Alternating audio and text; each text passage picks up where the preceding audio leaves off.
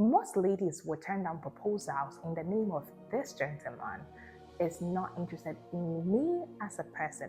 Why? Because he did not pursue friendship with them or showed interest in getting to know them first before putting his proposal ahead. And some of you will agree with me that it's easy for you to give a friend a huge sum of money if you know you and that friend, there exists a relationship of value between the two. Some of you will agree with me that it's easier for you to send specific people of value to you certain help due to the relationship you have with them. And most of you would be so annoyed if certain people in your contact who do not check up on you the past week, the past month, for some people it's been past years, just check up on you only to put in a request. Why do most people feel angry by that act? It's because you feel used. Placing a request when there is no relationship can be very, very unpleasant. I remember there was a time in my life I had to move from one state to another, and I had a friend who sacrificed to drive me for 12 good hours, in fact plus. And this is because of the factor called relationship. And I do not mean romantic relationship, but relationship in general. There are some of you who would jump onto LinkedIn, jump onto a professional email just to place in a request when you have not even introduced yourself or tried to build any formal relationship with a senior manager, with a recruiter, or whatnot. This is not so appropriate. And there are some people, you just started your new work and you are already asking for PTO, which is paid time off, the first 3 months of your work when you are still learning on the job what your job requires. For some girls outing, for some naming ceremony. Are you the family head? I'm not saying abandon important events with your friends and society. No, I love my friends. I love community. I love family. I'm a strong believer of networking. I'm a strong believer of relationship, family, friends, what have you. But as innocent as it may sound for you to ask for a PTO the first month of you starting a new job, it is not appropriate. And this channel, Spirit at Works, having excellence as one of our strongest core values, I want to tell you ways in which you can carry yourself in an excellent manner. And that brings us to today's topic. And I'm going to be teaching you this wisdom tip of excellence, which says relationship before request. You might be thinking, I don't think this is a big deal, but this makes so much difference. But this makes so much difference in how you carry yourself and how to maintain important relationships in your life. Relationship before request. Esther chapter 5 verse 4 to 5. Esther had invited the king for, let's say, dinner. For some ladies, instead of building up relationship with kings, they might want to go through the seduction route. Esther could have decided that instead of inviting the king to her house or to her abode, she could just wear some seductive outfit, get the man into her room in between her legs, and she would have whatever she wanted. Let me tell you this, the best way to the heart of the king is not through seduction, but through value and virtue. Now let's continue. After the first day, she could have placed her request before the king because he asked, "What can I do for you?"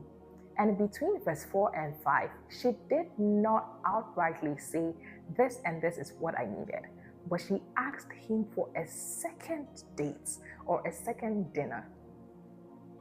I need you to pause to think about this. You've already extended to him an invite and he had honored it. You could have placed your request immediately. And for some of you, for your first contact with someone, you're already placing requests before them. I understand that sometimes you have to take very good use of opportunities, but learn to build relationship. And I think there is some wisdom behind the story of Esther 5 that we can both learn to be more focused on building relationships than placing requests outrightly.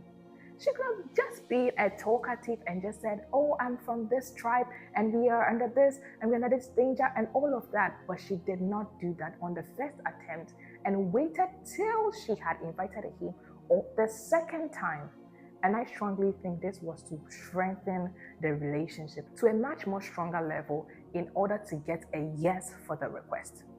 And it was only after this second dinner, let's assume the first dinner was jollof made by the actuary's kitchen, which was good, and the second time was like wache still made by me. Only after the second invite did she place in her request. Now, let's bring this back to professional setting or academic setting. Your first 3 to 6 months and you are already placing requests for paid time off. Oh, you're not feeling well today. Oh, you have to be excused. Oh, you feel emotionally down. Your mental health is at stake. That's not the time for your mental health to be at stake. I beg to differ, but that's not the time. That's the time for you to build strong relationship. And while you are doing that, don't be so focused on just your work, your job, and forgetting that people in your workplace that have the influence to get you to the top. It's not enough that you work so hard and not allow people of value and people of influence to see the work that you do, or people that matter in your company to see the work that you do. So in as much as you're working hard also in getting to know your work or the work you do and trying to understand it with regards to business and the bigger picture, make sure the right people are seeing the work you are doing. I'll talk about this later sometime in the future.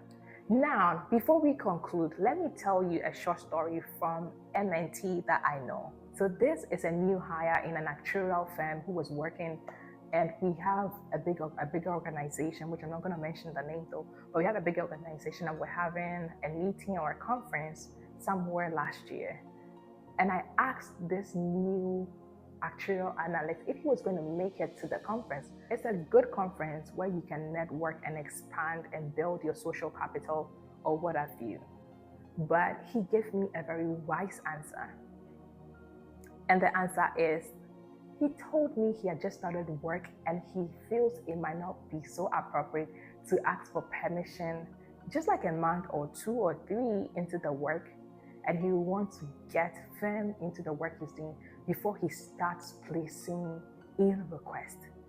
And mind you, I was so pleased with the answer, in as much as I'm an executive in that organization and it will be good for me and I will be happy that more people make it to the conference.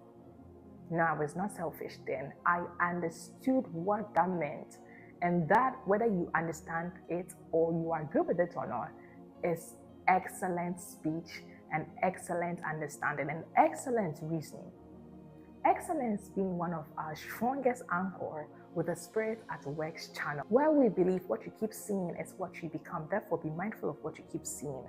And core values are excellence, sexual purity, and influence. I perfectly agreed with this young gentleman. And yes, he was right. The conference was important, but it could have waited. So the next time you desire to send in a request to some person of value, of influence, ensure that you've taken the time to build a relationship, be it at work, be it at school with your professor, and even among your friends. Sometimes you may genuinely need help from your friends, but make sure you start checking up on them about like a month or 2 months before the date where you needed the help, so that it does not come off as somebody who just takes advantage of people and people might start to avoid you. I've heard of instances where people got off certain social media platforms like WhatsApp because they felt like many people were reaching out to them for help when there was no relationship. This sums up the topic for today: relationship before request.